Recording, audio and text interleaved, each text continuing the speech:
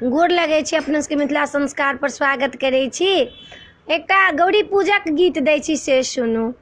सिया मांगे अयोध्या राज गौरी पूजन के, सिया मांगे अयोध्या राज गौरी पूजन के।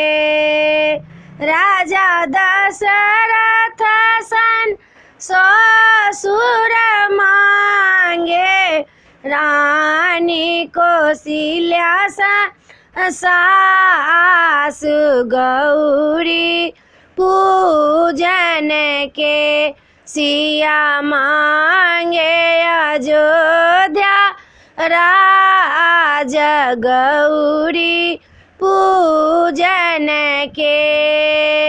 रामचंद्र सन स्वामी मांगे, लक्ष्मण सन के दियो गौरी पूजन के।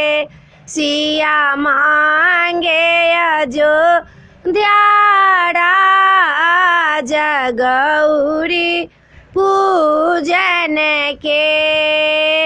राजा अवध सन सासुर मांगे, राजा अवध सन ससुरा मांगे, वीर हनुमंत सन सेवक गौरी पूजन के। सिया मांगे अयोध्या राज गौरी पूजन के। आई वीडियो में आ चला अपने सबके ई गौरी के गीत नीक लागत तो चैनल के सब्सक्राइब करो नहीं बिसरबे, जरूर सब्सक्राइब करबे, जरूर लाइक करबे। जय मिथिला, जय माता जी।